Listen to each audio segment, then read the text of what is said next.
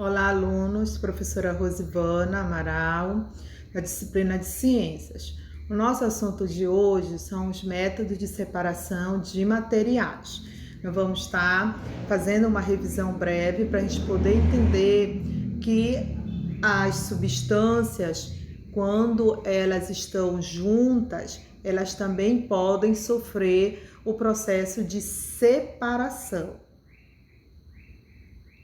Então, os sistemas dos materiais, eles podem ser compostos de substância pura e por mistura.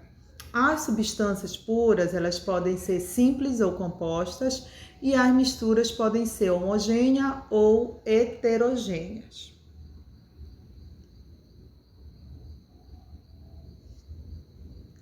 O que vem ser uma substância pura? Substância pura é todo material com as seguintes características: unidades estruturais, moléculas, conjuntos iônicos quimicamente iguais entre si, tem composição fixa, de que decorrem propriedades fixas como densidade, ponto de fusão e de ebulição. A temperatura se mantém inalterada do início ao fim de todas as mudanças de estado físico, fusão, vaporização, solidificação.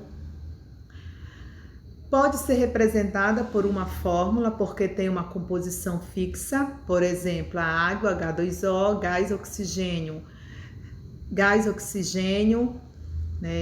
O2, sal de cozinha, NaCl, ouro, AU, prata, Ag, ácido sulfídrico, H2SO4 e assim por diante. As substâncias simples e compostas. Uma substância simples, ela é constituída por um único tipo de elemento químico, exemplo, o gás carbônico. A substância composta, ela é constituída por mais de um tipo de elemento químico, por exemplo, a água pura, H2O. Então, ela tem dois elementos químicos diferentes. Então, ela é uma substância composta. O gás oxigênio é formado apenas de átomos do elemento químico oxigênio. Logo, ele é uma substância simples. Alotropia. Exemplo: oxigênio O2, ozônio O3. Alotropia é o fenômeno pelo qual o mesmo elemento químico forma substâncias diferentes.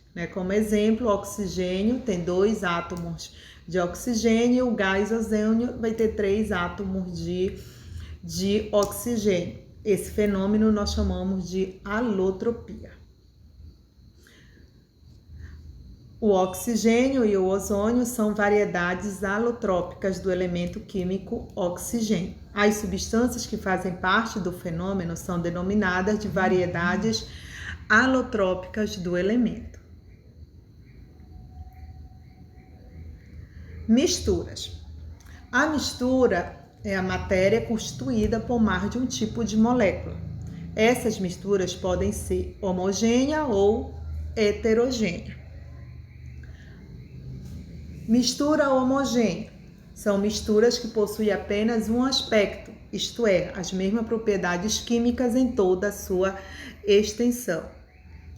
Misturas heterogêneas, que apresentam mais de um aspecto, isto é, que têm propriedades distintas em sua extensão. Como exemplo de substância homogênea, nós temos a água e açúcar dissolvido. Nós temos o aspecto dela apenas é um, então nós chamamos de mistura homogênea. E mistura heterogênea, nós temos aqui o óleo e a água, que apresentam aspectos diferentes.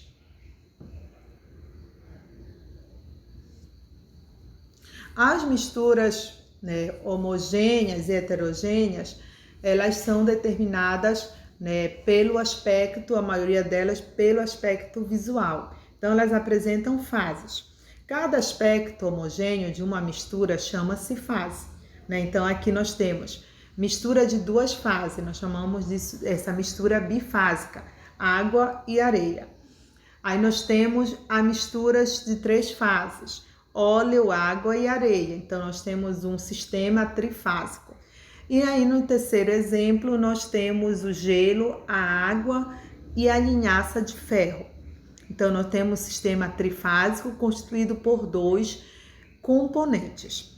As fases também aparecem quando temos uma substância pura em equilíbrio de fases.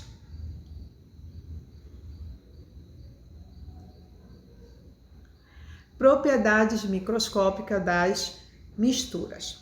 O aspecto visual de uma mistura não se restringe apenas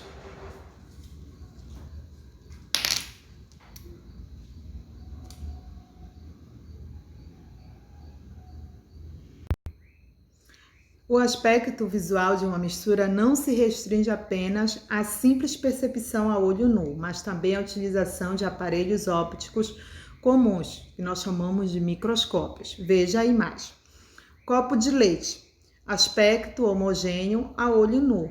Líquido branco com gotículas de gordura amarela, aspecto heterogêneo ao microscópio, né? Então, ao aspecto visual, nós vamos ter o leite, um copo de leite, como sendo uma mistura homogênea. Ao aspecto microscópio, esse mesmo copo de leite ele pode ser uma mistura heterogênea, ok?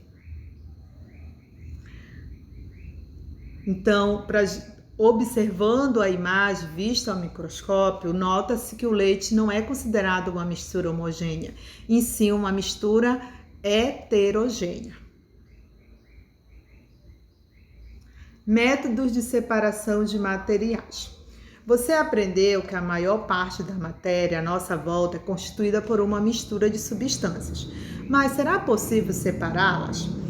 Frequentemente, utilizam-se vários métodos para separar os componentes de uma mistura, alguns bem simples, outros mais complexos. Um dos motivos para isso é a obtenção das suas substâncias. Dessa forma, é possível ter materiais puros para serem utilizados novamente, ou simplesmente para que sejam identificados.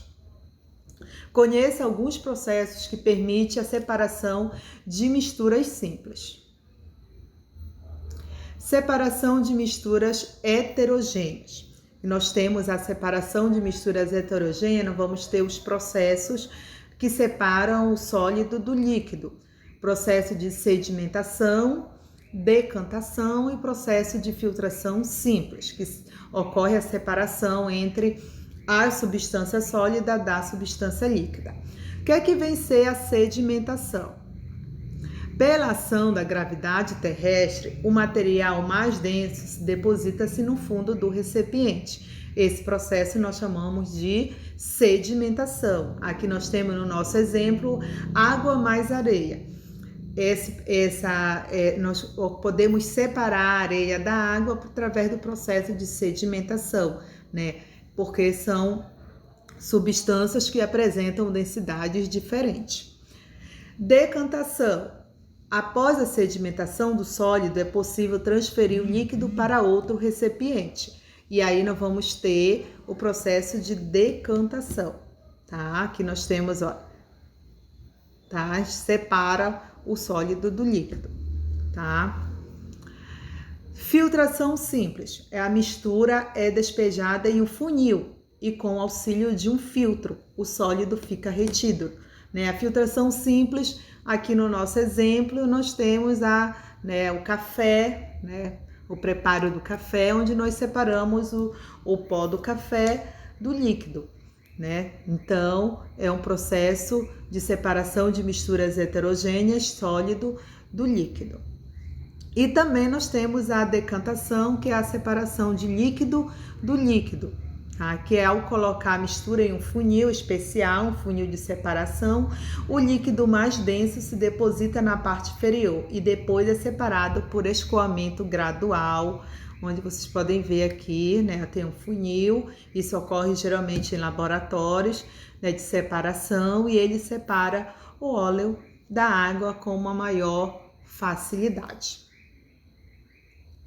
Temos também, né, outros processos de separação de sólido-sólido, né, a separação de uma substância sólida de outra sólida, que é a catação, que consiste na separação manual de diversos tipos de materiais, né? Aqui nós temos, por exemplo, as usinas de coleta seletiva do lixo, né, de reciclagem, onde eles separam todos os materiais a serem, né, reciclados. A peneiração, que pode ser usada para separar sólidos de diferentes tamanhos, né, o sólido mais fino passa pelos furinhos desse utensílio e o maior fica retido, tá? A ventilação, tá? Que é a separação, é quando a mistura é submetida a uma corrente de ar e o sólido menos denso é levado pelo vento, isso nós chamamos de ventilação. E a levigação, que é ao passar a mistura na água, o sólido menos denso é levado pelo líquido. São alguns processos, né, de separação de misturas. Separação de misturas homogêneas. Separação sólido do líquido. Tem a evaporação, pela ação de uma fonte de calor, o líquido evapora da mistura e é perdido no processo, né? Isso ocorre na produção do sal. A destilação simples, que é usada em uma aparelhagem apropriada e é possível fazer o líquido evaporar e depois se condensar, sendo separado do sólido. Essa técnica é muito utilizada em laboratórios, tá? Que nós temos a imagem desse processo. E temos também a destilação fracionada.